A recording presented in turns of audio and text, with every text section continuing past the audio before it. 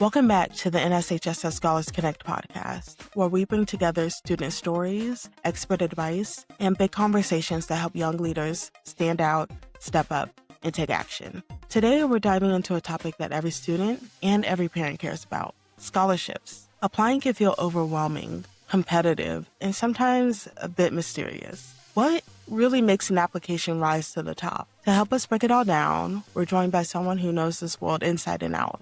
Will Geiger, co-founder and CEO of Scholarships360, former admissions officer and a longtime scholarship reviewer. He's helped thousands of students navigate the process, and today he's sharing real insight into what reviewers look for and how students can put their strongest applications forward. Let's get into it. Welcome, everybody. I am so excited to have our guest today, Will Geiger from Scholarships360. It's such an honor to meet you and for our listeners to also be able to take part in the knowledge that you have. Thank you so much for joining. Yeah, thanks so much, Angelica. Really excited to be here and share a little bit more with the community. Okay, so Will, you lead Scholarship360, which is amazing. What experiences led you to build that platform, and how have they shaped the way that you think about supporting students today? Yeah, no, that actually started almost 16 years ago. So I've been working on Scholarships360 full-time since about 2020, but I've been working on it part-time for over 15 years. I just graduated from college. I'm a first-generation college student.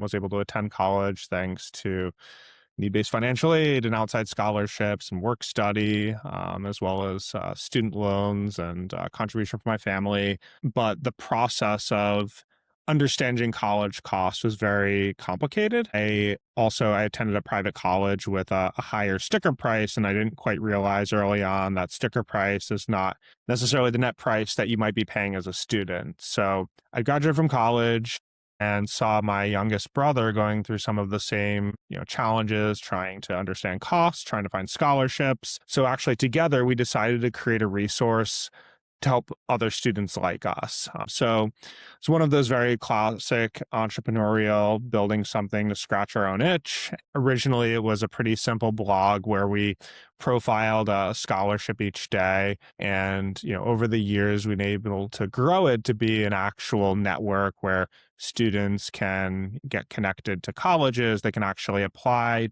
to scholarships on the platform and get lots of advice from our content library. So definitely informed by my own experiences. And then when I was working on Scholarships360 part-time, that was when I was doing my stints in college admissions and school counseling. And that definitely informed the vision, just as I saw from those different perspectives, how complicated it can be for students to pay for college and to understand college costs. Absolutely. I remember when I first went into school, it was so daunting because, one, you have to figure out life outside of home, and then you have to also have that financial piece, which most students haven't had to actually do the financial pieces in high school. So it's really cool that you recognize that, especially as a first-gen college student.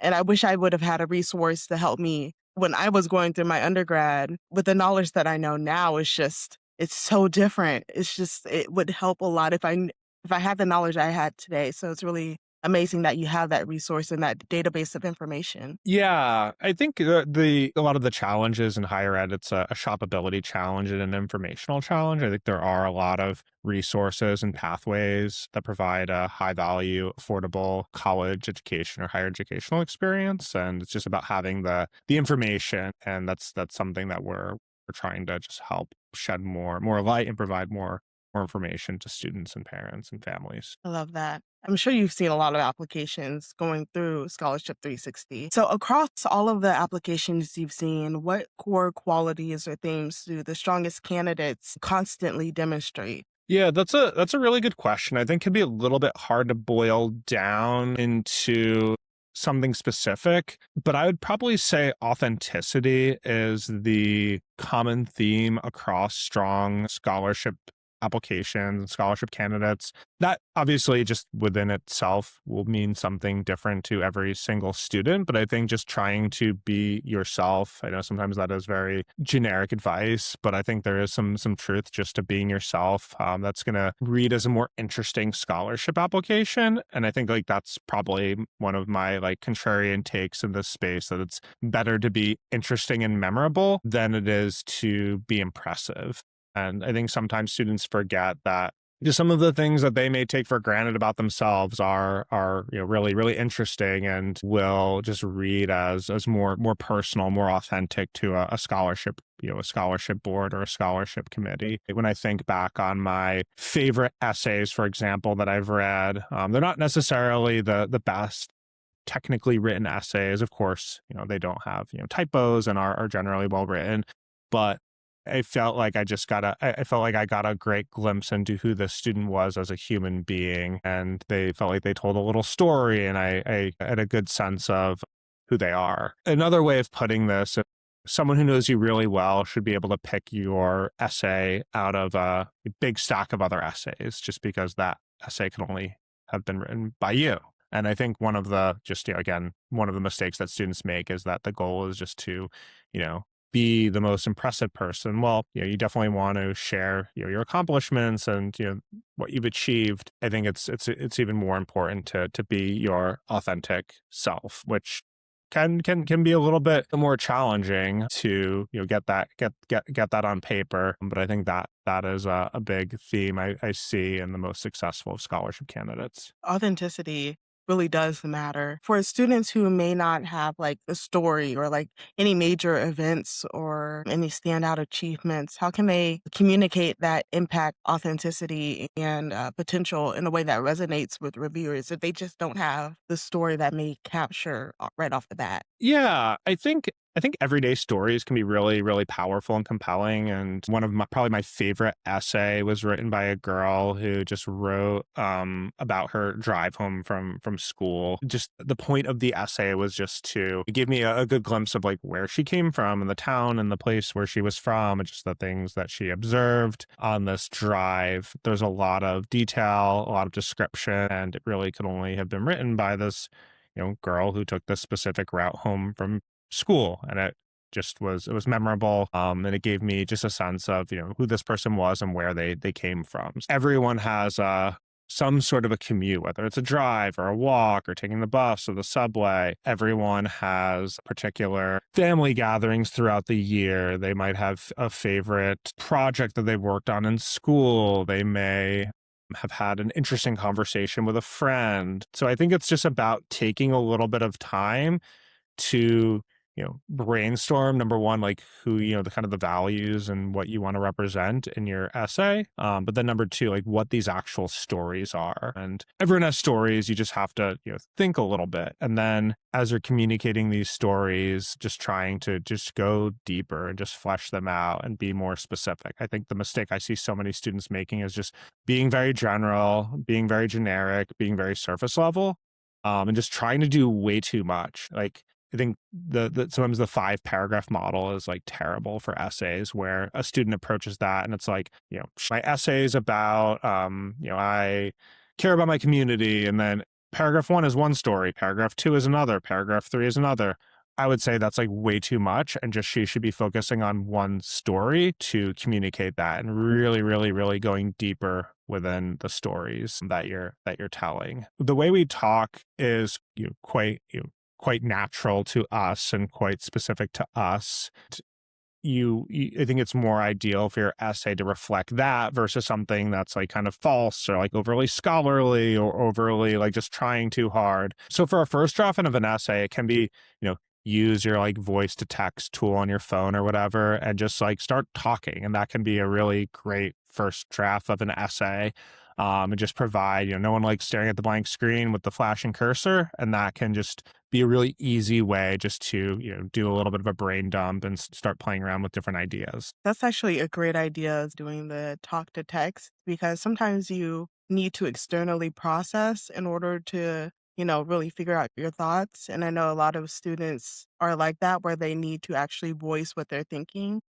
And it's hard to like transfer it from your brain onto paper, but that extra step of the talk to text could really actually make a huge difference because it's a bridge between, what's going on in your mind and the paper or nowadays computer. So I really think that's a great piece of advice for students. Absolutely. I think it's just like a simple way of getting started. And I think that's just the important part is just, getting things kicked off and not waiting until the very last minute. So Absolutely. So what are the common mistakes? You've already mentioned, sometimes you're overthinking the essay. So what are some of those common mistakes or missed opportunities you see in scholarship essays or applications, and how can students avoid them? yeah, I think definitely not going deep enough and being a little bit too general. That would be one. I think that we have seen some misuse of AI tools, and I can unpack that a little bit.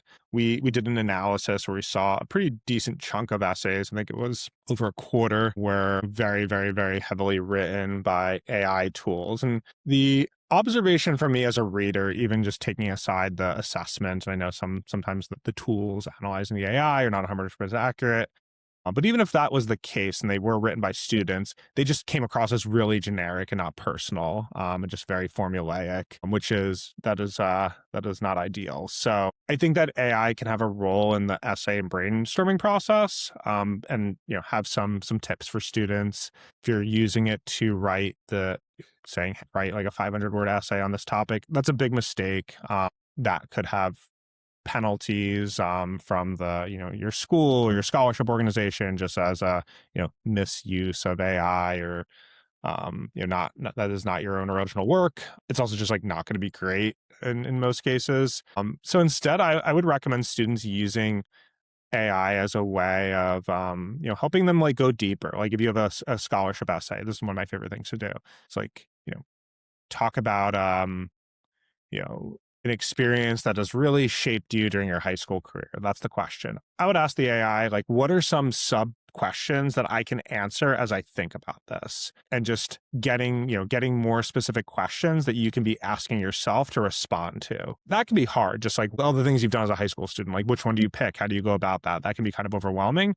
And I think AI can sort of be like a writing coach to help you go a little bit deeper and start brainstorming. So that can be just like one area. I think AI can also be helpful if you can't have like a human being. I think a trusted proofreader review your essay at the end. If you're not able to do that, I think AI can be helpful just for giving your essay a proofread, just as you're polishing it. So that would be just one mistake and one way to overcome that mistake. I think as far as other mistakes, just waiting too long and not giving yourself enough time. I think essays do, it's a process, and it's something you don't want to rush. And I think so many students, there's, just was observe applications and essays, just so many of them feel very rushed. Some of them feel very generic, and there really is just like an opportunity to stand out if you are putting some more time. And that also might mean fewer applications. And I always recommend to students, like, I'd rather see you apply to 5 to 10 scholarships that are actually a really good fit for you than apply to like 50 and you're really just like employing a scattershot approach to the opportunities. I am so glad that you brought up AI, which I'll go back to that, but then also that last minute piece, because we've all been guilty of procrastination. That last minute effort to like get something in is never the best approach because it No. doesn't give you the time to think. You can't do all of the things that you need to do in order to make sure that your application is top tier. And I see a lot of students last minute getting that application in, and that's never the best solution. Getting it in early, always the way to go. You're less stressed Mhm. and you're not working against the clock for sure. Exactly. No, absolutely 100% agree.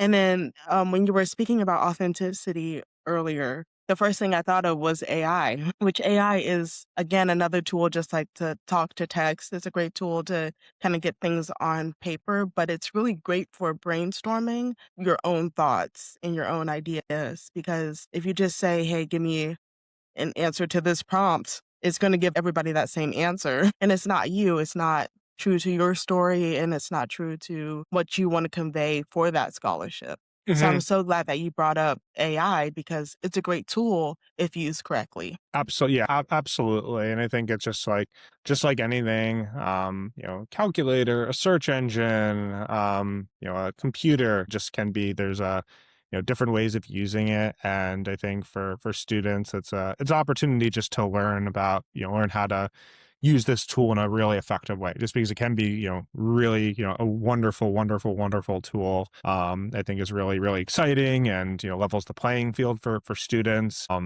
But it's just important to be, using it in a smart way. Absolutely. So, looking at the broader landscape, what trends or shifts in scholarships should students be prepping for, and what single piece of advice do you have for them as they approach their next application? Yeah, so I mean, I think AI is obviously one big trend that we've talked about.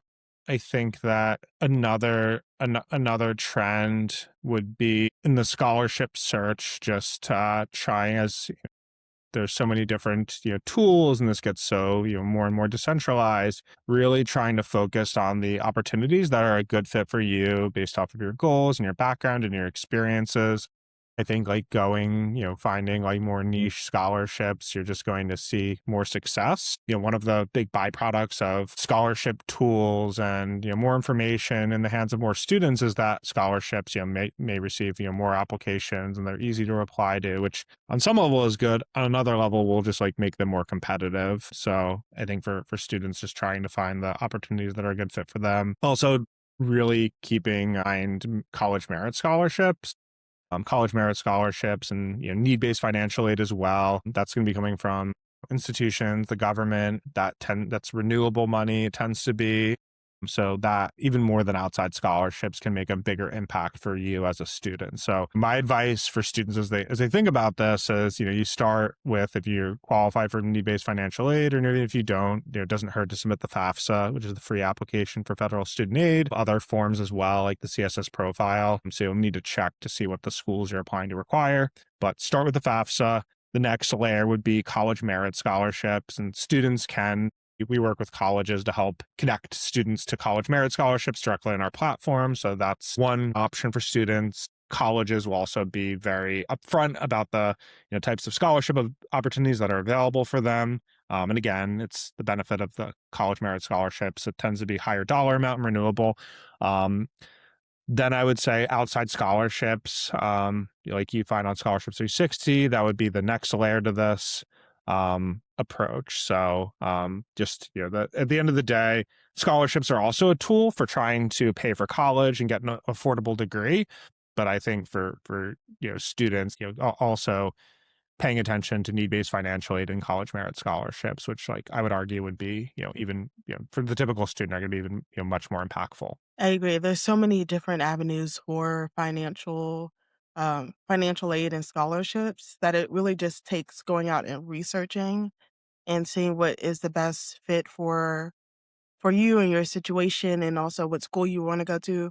So Mhm. there's different ways for people to look for these resources, and it really just takes that extra step of actually going and looking and trying to find the best resource for you. Mhm.